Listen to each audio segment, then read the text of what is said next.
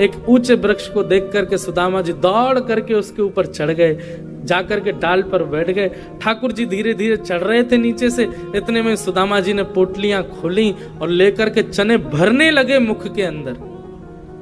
ठाकुर जी ने चढ़ते चढ़ते देखा, ए सुदामा अकेलो खा रहा हो, एक पोटली मेरी है वो धर लियो बचा के, मैं आ रहा हूं ऊपर, बहुत तेज भूख लगी है, मैं भी पाऊंगा। सुदामा जी मन में विचार करने लगे, लाला तू सदा प्रसन्न रहे, लक्ष्मी में खेले, लक्ष्मी तेरी पत्नी बने, तू सदा, तेरे जीवन में कोई कष्ट संकट नहीं आवे, मेरे बट की भी लक्ष्मी तेरे पास आ जाए, ऐसा मेरा उपहार है तुझको। और ठाकुर जी के पक्ष के चने भी ठाकुर जी देखते रह गए, सुदामा जी सब पा गए। भगवान भले ही नाराज हुए, भगवान भले ही सुदामा जी से रूठ गए, भगवान ने भले ही कुछ अपशब्द कहे, पर सुदामा जी ने ठाकुर जी को गले से लगा लिया। बोले लाला तू बस सदा खुश रही हो, तू सदा प्रसन्न रही हो, तेरे जीवन में कोई कष्ट नहीं आवे, बस ये मेरी मंत्रणा है। बोले काय बात की मंत्रणा तेरी, तू मेरे पक्ष के चना खा गए हो और यूं कह रहे हो कि मैं सुखी रहूं। सुदामा जी रोने लगे, कैसे बताऊं श्याम सुंदर।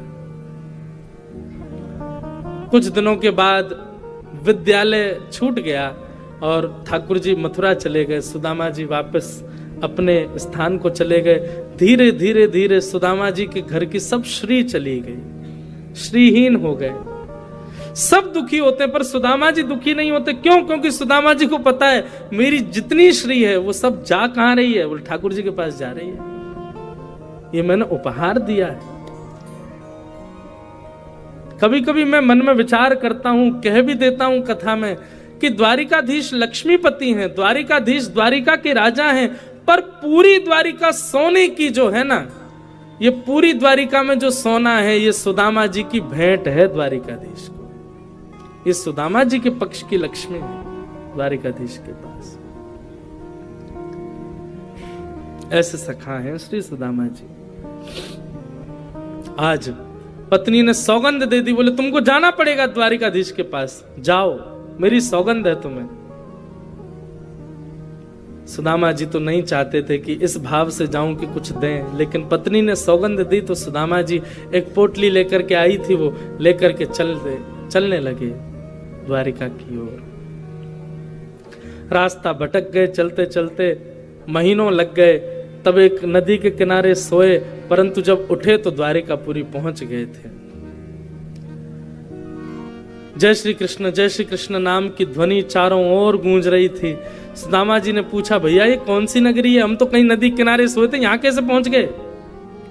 तो किसी ने बताया, बोले भगवान ये द्वारिकापुरी है, द्वारिकाधीश की नगरी द्वारिकापुरी है। द्वारिकापुरी का नाम सुनते सुदामा जी तो नाचने लगे, नृत्य करने लगे, आनंदित हो गए। अब कन्हैया नहीं भी मिलेगो तो भी मेरो मन राजी रहेगो, क्यों? मैं द्वारिका तो पहुंच गयो, शायद इन्हीं मार्गन पे कन्हैया घूमता होगो, इन्हीं रस्तान ते जाता होगो, इन्हीं लोगन ते मिलता होगो, इन सबन ते मैं मिल लियो, मेरो मन तो शांत है गयो, चलूं वापस, बस मेरो काम तो है गयो। इतने में ही संतोष करके वापस जाने को तैयार हुए, तभी मन में विचार किया, एक बार कन्हैया की झलक तो देख चलूं, दिखे कैसे। सुदामा जी मुख्य द्वार पर पहुंचे और द्वार पर जाके द्वारपालों से कहा कि भैया हम द्वारिकाधीश का दर्शन करने आए हैं, पर हमें पता है बहुत व्यस्तता होगी, बहुत लोग उनके दर्शन को आते हैं, आप एक काम कर दो, बस इतनी बड़ी द्वारिका की ये महल है, कोई अटारी ऐसी हो, कोई खिड़की ऐसी हो, कोई झरोको ऐसा हो जहां से कन्हैया दिख जाए, मैं वहीं से देख करके चलो जाऊंगा वापस। मैं बचपन को सखाऊं द्वारिकाधीश को, मेरा नाम सुदामा है, आपने कोई योजना बनाओ। द्वारपाल बोले आप लोग विराजो, हम अभी देख करके आते हैं। और द्वारपालों ने जाकर के द्वारिकाधीश को बताया, द्वार पर एक दीनहीन सा ब्राह्मण आया है, उसकी एक एक हड्डी गिनी जा सकती है, तन के वस्त्र फटे हुए हैं, पैरों में छाले पड़े, लगता है बहुत दूर से चल के आया है, पर उसके मस्तिष्क का तेज बताता है त्रिकाल संध्या करता होगा ब्राह्मण, पर स्थिति बताती है कि ज्यादा धनवान नहीं है। अपने आप को आपको बचपन का मित्र बता रहा है और उसने अपना नाम सुदामा बताया है।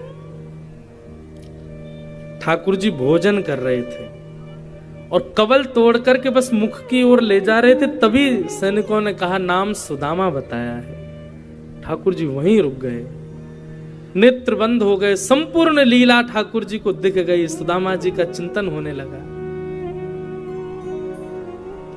भगवान बोले सुदामा जी आए? बोले जी। मेरे बचपन के सखा सुदामा आए हैं? बोले हाँ महाराज। जो मेरे साथ विद्यालय में पढ़ते थे वही सुदामा जी। अब वहां खड़े लोगों को क्या पता कि सुदामा जी के साथ क्या लीला, ठाकुर जी सब लीला, वही जो मेरे साथ वन में जाया करते थे, गुरुदेव से पढ़ा करते थे, वो सुदामा जी आए हैं। सैनिक जन हाथ जोड़ करके खड़े हैं, क्या बोले? अब उन्हें तो नहीं पता ये सब। ठाकुर जी कह रहे हैं मेरे मित्र सुदामा, सखा सुदामा आए और तुम उनको बाहर छोड़ आए, बाहर द्वार पर ही वे खड़े हैं, उनको भीतर नहीं लाए। भगवान आप प्रसाद पा रहे थे इसलिए हमने कहा आप थोड़ी देर बैठो। ठाकुर जी ने थाली दूर की, वहीं सिंहासन से ही कूदे ठाकुर जी, मुकुट गिर गया, ठाकुर जी की मालाएं टूट टूट करके गिर रही हैं, ठाकुर जी की कौंधनी टूट करके गिर रही है, बाजूबंद हाथ के कड़े सब निकलते जा रहे हैं और ठाकुर जी दौड़ रहे हैं मुख्य द्वार की ओर। सेनापति, महामंत्री, 16,100 राजकुमारियां, बड़े बड़े राजा सब ठाकुर जी के पीछे दौड़ रहे हैं। भगवान एक बेड़ी, दूसरी बेड़ी, तीसरी बेड़ी पार करते हुए मुख्य द्वार पर जा रहे हैं, नेत्रों से विरल अश्रुधार गिर रही है, मेरे सखा सुदामा आए हैं।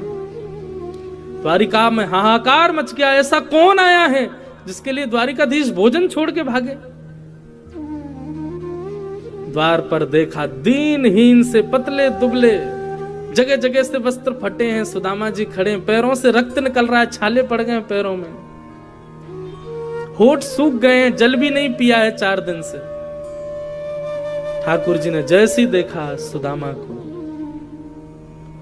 भगवान तो मानो जैसे टूट गए, दौड़ करके गए और जाकर के सुदामा जी को अपने अंक में भर लिया। एक क्षण के लिए तो मानो ऐसा लगा सुदामा जी भगवान के चिन्मय रूप में ही विलीन हो गए हों, अपने अंक में भर लिया। सुदामा जी ने ठाकुर जी को गले से लगा लिया। सुदामा जी को नेत्र खोल के थोड़ी शर्म आ रही है, चारों तरफ बड़े बड़े राजघराने के लोग देख रहे हैं, सुदामा जी की दीनहीन सी अवस्था है, तन भी ऐसा विचित्र है, चलते चलते बहुत पसीना आया है, उसकी गंध भी आ रही है, और ठाकुर जी का ऐसा चिन्मय रूप, मधुर सुगंधी चंदन की, और ऐसे लिपट गए ठाकुर जी, बिल्कुल संकोच नहीं कर रहे हैं।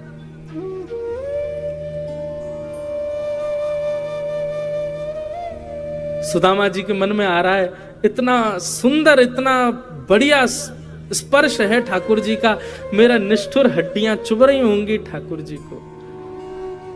सुदामा जी दूर करते हैं लाल जी को, लाल जी फिर पकड़ करके अपने अंग से लगा लेते हैं। सुदामा जी बार बार ठाकुर जी के हाथों को दूर करते हैं और ठाकुर जी फिर पकड़ करके अपने अंक में ले लेते हैं।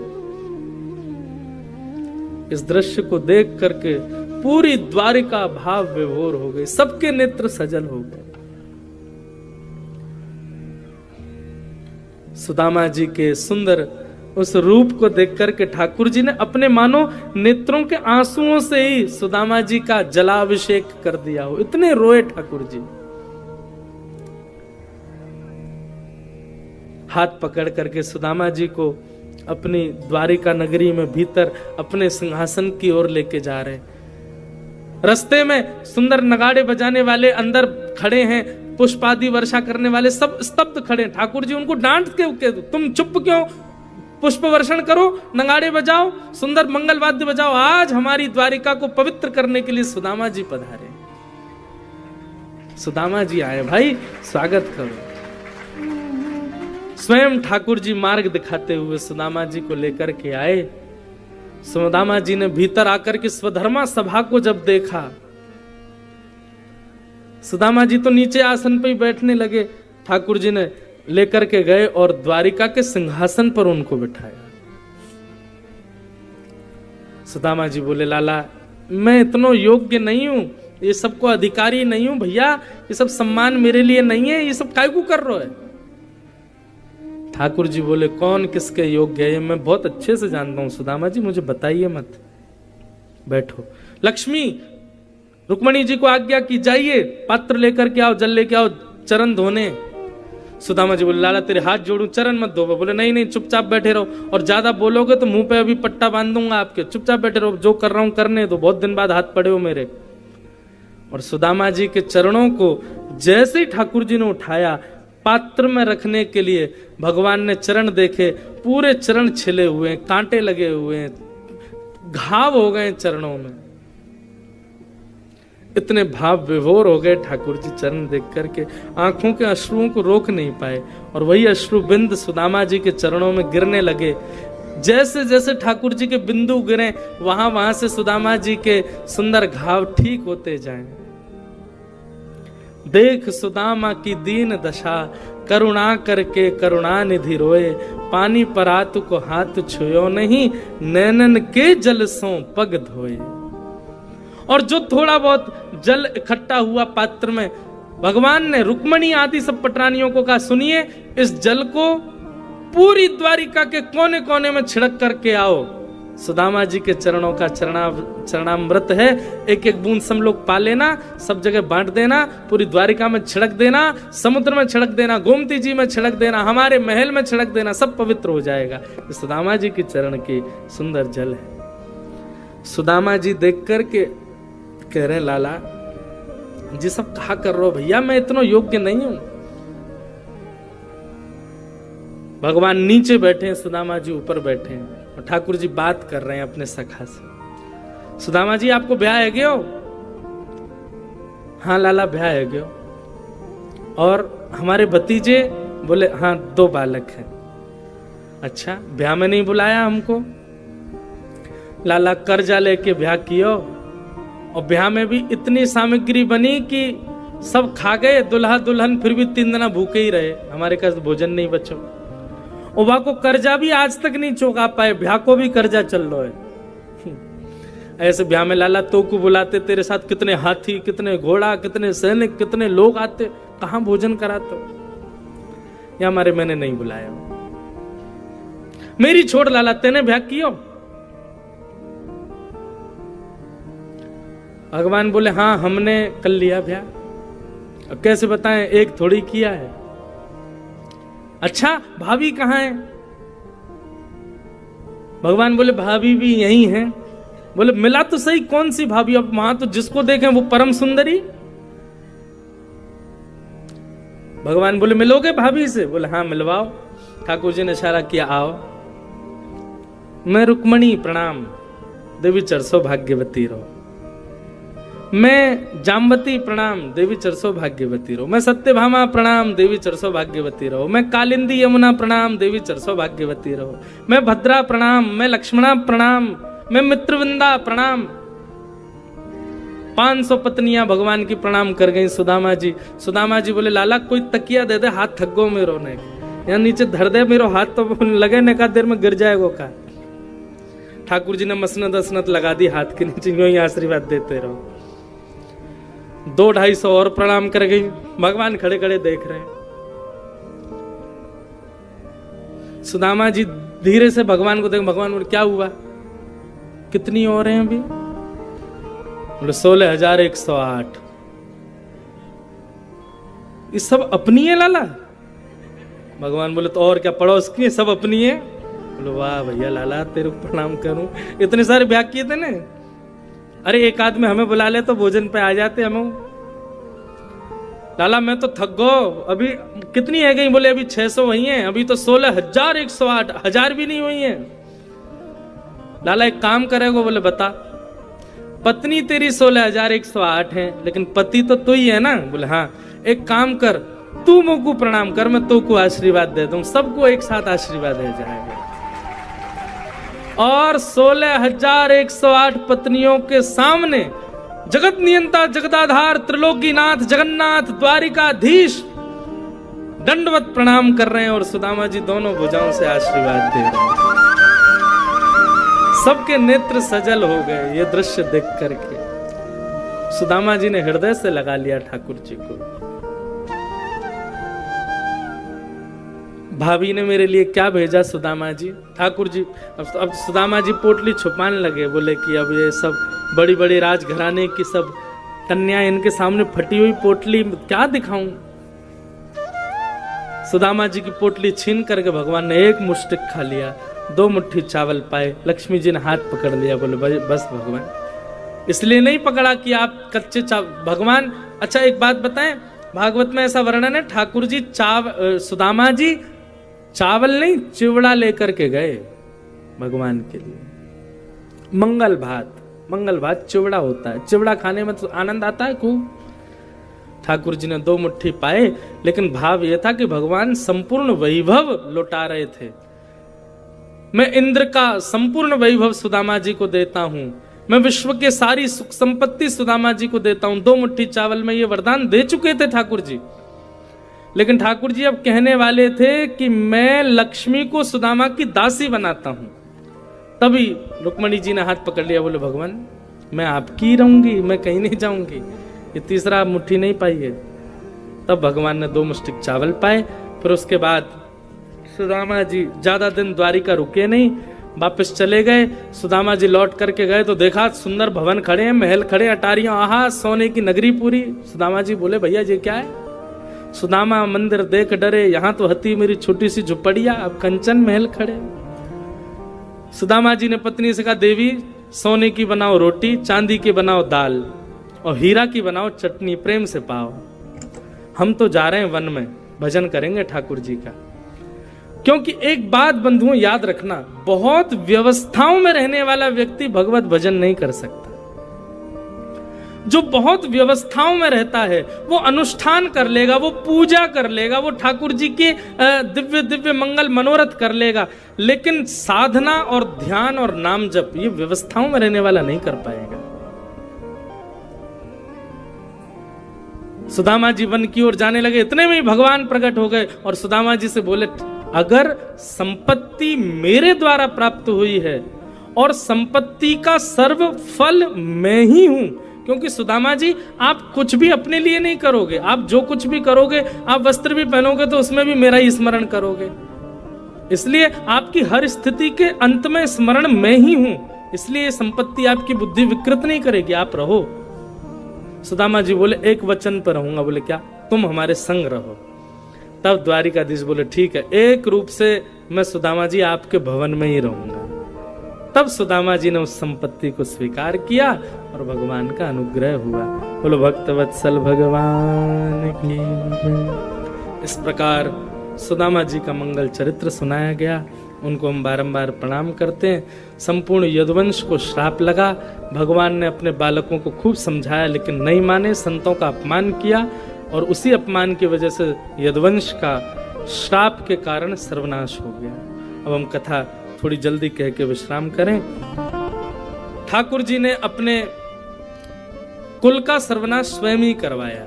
भगवान बोले कि भैया देखो, रूप यौवन संपत्ति और कम आयु, बहुत ध्यान से सुनिएगा, सुंदर रूप का होना, बहुत संपत्ति का होना, कम उम्र का होना और बहुत सम्मान का मिलना, ये 4 चीज आपके पास है, लेकिन 5वां इनके साथ सत्संग नहीं है तो ये चारों आपका पतन करेंगी। आप सुंदर रूपवान हो लेकिन सत्संग नहीं करते तो आपको एक दिन अपने रूप का अहंकार होगा। आप बहुत धनवान हो लेकिन सत्संग नहीं करते तो अपने धन से एक दिन धन गर्विष्ठ हो जाओगे। कम उम्र है, बढ़िया यौवन है, लेकिन सत्संग में नहीं लगे हो, भगवत भजन में नहीं लगे हो, तो आप कम उम्र में ही पतन के कारण नष्ट हो जाओगे। और बहुत सम्मान मिलता है लेकिन सत्संग नहीं है तो सम्मान ही एक दिन आपको विष पिलाएगा। इसलिए सत्संग बहुत जरूरी है। और यदुवंशी सत्संग करते नहीं थे, उनको लगता था भगवान हमारे खुद के चाचा ताऊ पिताजी ये सब भगवान ही है हमारे, हमको सत्संग की क्या जरूरत। और इसी कारण से यदुवंशियों का सर्वनाश हुआ। भगवान ने अंतिम उपदेश श्री उद्धव जी को प्रदान किया। अर्जुन भगवान की पटरानियों को लेकर के वृंदावन जाने लगे तो भगवान ने ही एक छद्म वेश धारण करके अर्जुन के समस्त पत्नियों को, अर्जुन से अपनी समस्त पत्नियों का हरण कर लिया। अर्जुन को बता दिया कि तू बहुत गांडीव धनुषधारी बनता है, मेरे बिना किसी काम का नहीं हूं। अर्जुन को भी अपना मूल्य पता चल गया कि मैं कुछ भी नहीं हूं द्वारिकाधीश के बिना। इस प्रकार बहुत लीलाएं भगवान ने की। सब लीलाओं का विश्राम हुआ। उद्धव को भगवान ने अद्भुत ज्ञान दिया। संभवतः इस वर्ष भी जून के महीने में हम बद्रीनाथ में कथा करेंगे। बद्रीनाथ में हमारी जब कभी भी कथा होती है तो विषय उद्धव कृष्ण संवाद ही रहता है। जब भगवान ने अपनी लीला परायण से पूर्व उद्धव को जो ज्ञान दिया, बहुत सुंदर प्रसंग है। इस बार संभवतः जून में कथा होगी तो वहां फिर से उद्धव कृष्ण संवाद सुनाएंगे। उद्धव ने भगवान से कहा, भगवान आप चले जाएंगे तो हम लोग कैसे रहेंगे आपके बिना। ठाकुर जी बोले, मेरी ओर देखो, मैं उत्तर दे रहा हूं कि मेरी अनुपस्थिति में मैं कैसे मिलूंगा। उद्धव ने भगवान की ओर देखा तो ठाकुर जी एक ज्योति में परिणत हो गए और 7 बार आकाश में भ्रमण करते हुए तिरोधाय प्रविष्टोयम श्रीमद्भागवतार्णवम, भगवान की दिव्य ज्योति 7 बार आकाश में भ्रमण करती हुई श्रीमद् भागवत में प्रविष्ट हो गई। उद्धव को और हम सबको ठाकुर जी ने आज्ञा की, अब मेरी शरणागति लेनी हो, कभी मेरा अनुभव करना हो तो श्रीमद् भागवत जी की शरण में आना। ये मैं ही हूं। वक्ता केवल एक माध्यम है, बाकी वक्ता जो 3 घंटे बोल रहा है वो सब मेरा ही शब्द है, मैं ही हूं, उसको श्रवण करो। इस प्रकार श्रीमद् भागवत में ठाकुर जी विराजमान हुए। परीक्षित का 7वां दिन, सुखदेव जी ने परीक्षित को सुंदर कथा सुना करके कहा, परीक्षित अब तुम व्यवस्थित हो जाओ, मैं अब कथा विश्राम करके मैं जा रहा हूं। और श्री सुखदेव जी महाराज को परीक्षित ने प्रणाम किया। सुखदेव जी व्यासासन से उठ करके प्रस्थान कर गए। बोलो सुखदेव जी महाराज की जय। सुखदेव जी के जाते ही तक्षक सर्प ने आकर के परीक्षित जी को डस दिया। उनके पंच भौतिक देह में एक दिव्य अग्नि प्रकट हुई। अग्नि प्रकट होने के क्षण भर बाद ही शंख चक्र गदा पद्म चतुर्भुज रूप धारण कर लिए परीक्षित जी ने और दिव्य विमान में विराजमान होकर के भगवत धाम को प्रस्थान कर गए। बोलो भागवत महापुराण की जय। बहुत सारी कथाएं अंत में कही गई हैं, सबको हम प्रणाम मात्र करते हैं। भागवत जी का अंतिम श्लोक सब लोग मेरे साथ 3 बार बोलिए। नाम संकीर्तनम यस्य, नाम संकीर्तनम यस्य, सर्व पाप प्रणाशनम, सर्व पाप प्रणाशनम, प्रणामो दुख समनः, प्रणामो दुख समनः, तम नमामि हरिं परम, तम नमामि हरिं परम। नाम संकीर्तनम यस्य, नाम संकीर्तनम यस्य, सर्व पाप प्रणाशनम, सर्व पाप प्रणाशनम, प्रणामो दुख समनः, प्रणामो दुख समनः, तम नमामि हरिं परम, तम नमामि हरिं परम। नाम संकीर्तनम यस्य, नाम संकीर्तनम यस्य, सर्व पाप प्रणाशनम, सर्व पाप प्रणाशनम, प्रणामो दुख समनः, प्रणामो दुख समनः, तम नमामि हरिं परम, तम नमामि हरिं परम। जिन भगवान का नाम संकीर्तन समस्त प्रकार के पाप आर्त और संतापों से विमुक्त करता है, ऐसे भगवान के पावन नाम को हम बारंबार प्रणाम करते हैं। बंधुओं, आप सबसे बस यही प्रार्थना है, जीवन में कभी भी ठाकुर जी के नाम का आश्रय मत छोड़िए। ठाकुर जी के नाम का आश्रय ले लीजिए। ये संसार रूपी सागर है, इसमें हम डूब रहे हैं। एक लकड़ी भी यदि मिल जाए तो उसको पकड़ के बस तैरते तैरते पार हो जाओ, और वो लकड़ी भगवान नाम है। उस नाम को जीवन में आप समय देना प्रारंभ कर दीजिए। आप कॉलेज में पढ़ते हैं, स्कूल में पढ़ते हैं, आप जॉब करते हैं, आप बिजनेस करते हैं, आप घर संभालते हैं, खेती बाड़ी करते हैं, कुछ भी करते हैं, कोई भक्ति में ज्यादा नियम बनाने की आवश्यकता नहीं है। बस एक तो ठाकुर जी की कथा को 20 मिनट रोज समय दीजिए।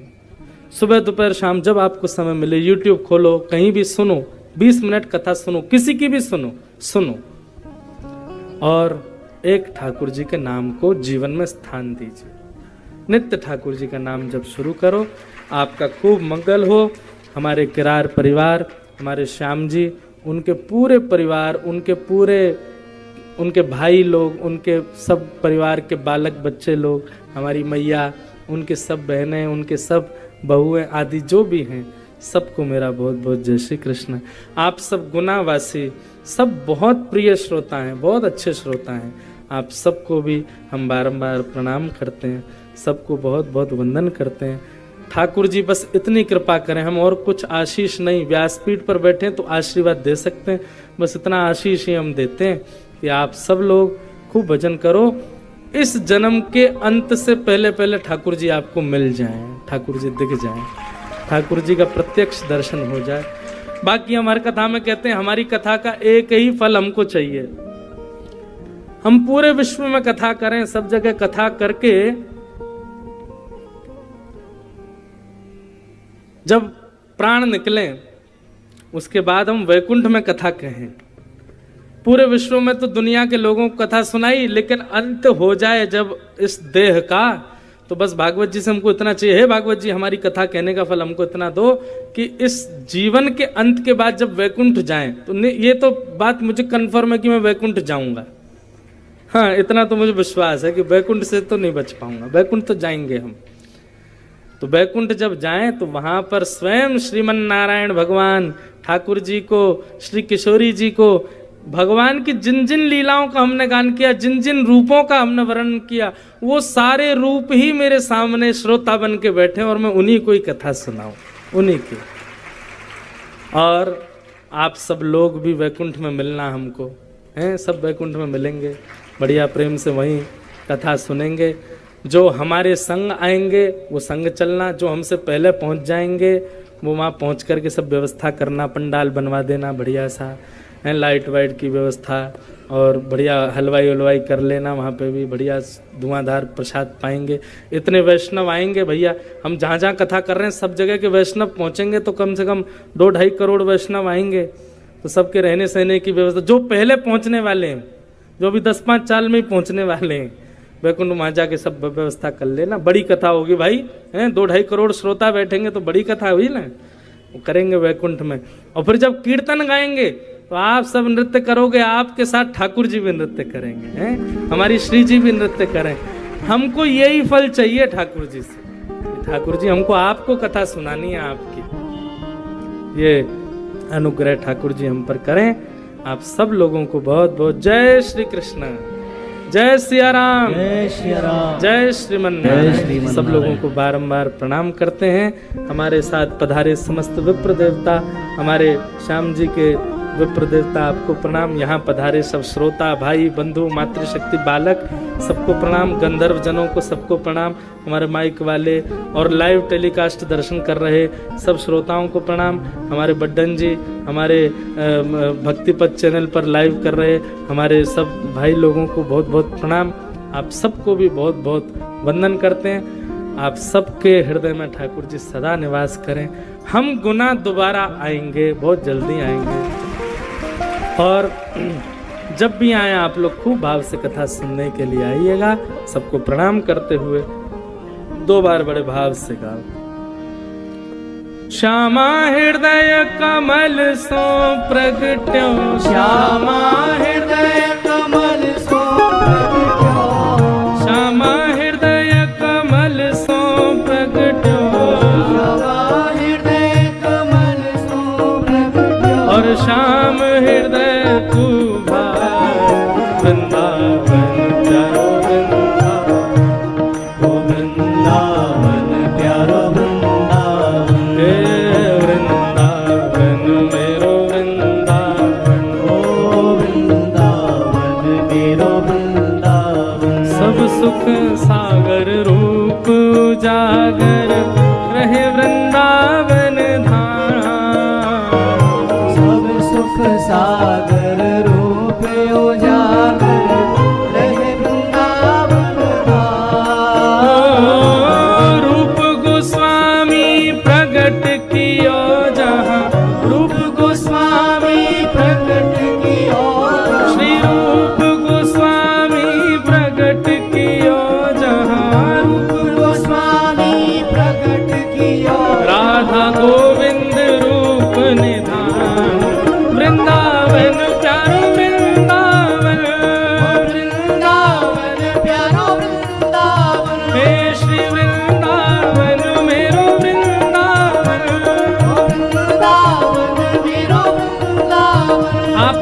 किसके लिए बैठे हो? सब लोग खड़े हो जाओ, बढ़िया भुजा उठा करके सब लोग भाव से गाओ।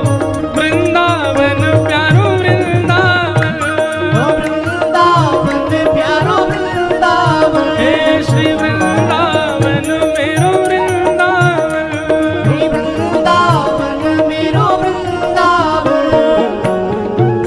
विहरत निस दिन कुंज गलिन में, ब्रज जन मन सुख धाम। विहरत निश दिन कुंज गलिन में, ब्रज जन मन सुख धाम। ओ मदन मोहन को रूप निरख के, मदन मोहन को रूप निरख के, श्री मदन मोहन को रूप निरख के, मदन मोहन को रूप निरख के, सनातन बलि बलि वृंदावन प्यारो वृंदावन, ओ वृंदावन प्यारो वृंदावन, हे वृंदावन मेरो वृंदावन, ओ वृंदावन मेरो वृंदावन। मदन मोहन को रूप निरख के, मदन मोहन को रूप निरख के, सनातन बलि बलि वृंदावन प्यारो वृंदावन, ओ वृंदावन प्यारो वृंदावन, हे श्री वृंदावन मेरो वृंदावन, ओ वृंदावन मेरो वृंदावन। मैं गोपी ग्वाल सब ही और धारे, प्यारो गोपीनाथ। गोपी ग्वाल सब ही और धारे, प्यारो गोपीनाथ, प्यारो प्यारो गोपीनाथ। ओ प्यारो प्यारो गोपीनाथ। एक ऊंचे वृक्ष को देख करके सुदामा जी दौड़ करके उसके ऊपर चढ़